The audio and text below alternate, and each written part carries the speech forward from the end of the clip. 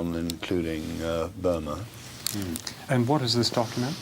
Well, that document emerged when, under great pressure, the receiver was forced by Sir Richard Scott, who threatened him with a court order, to disclose information to me.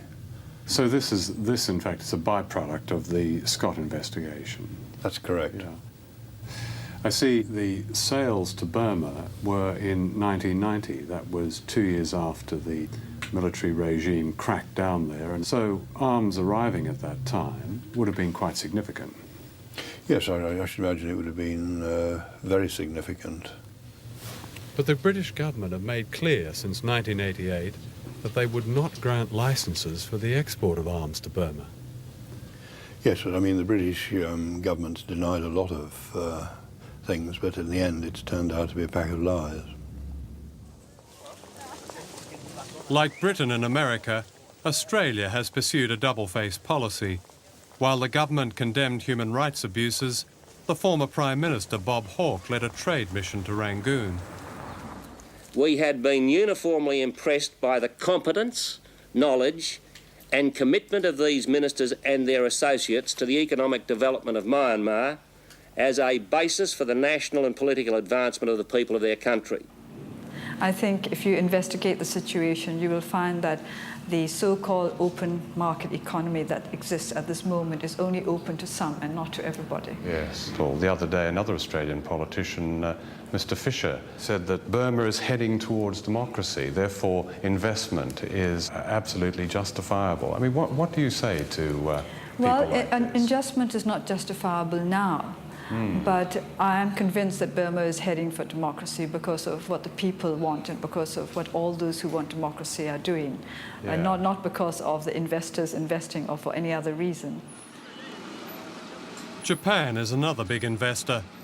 Playing its part is the Japanese national broadcasting company NHK, which is proud of its impartiality.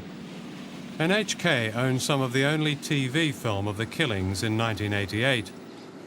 When we asked to purchase this, we got the following reply. Unfortunately, it is NHK's policy that the footage showing the Burmese army shooting citizens who demonstrated cannot be used by anybody in the world because it's too delicate and might threaten Myanmar's stability. Please erase the material in your library. I appreciate your understanding the situation.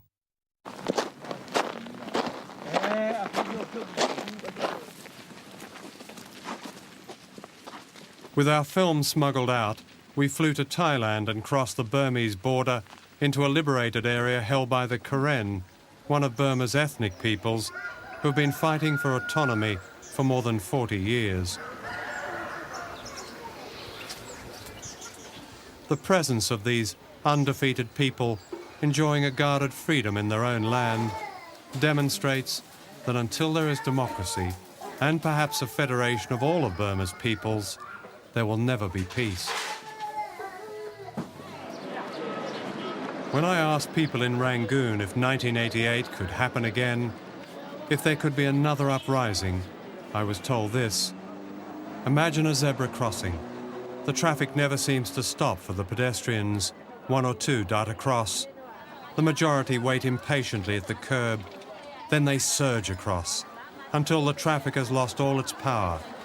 We, the Burmese people, are back at the curb now, waiting impatiently.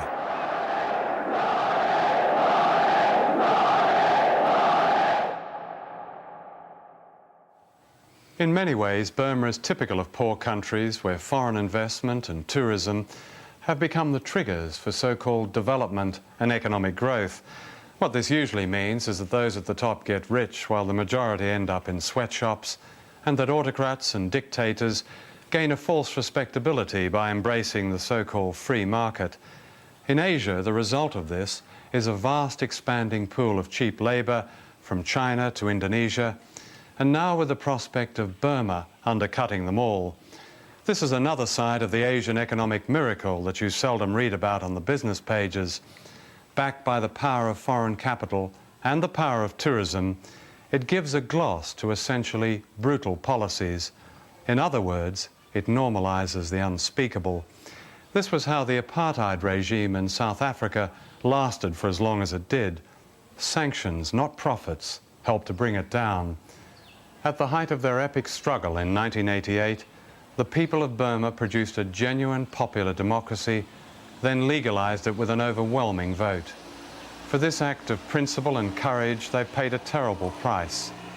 They deserve more than our complicity and silence.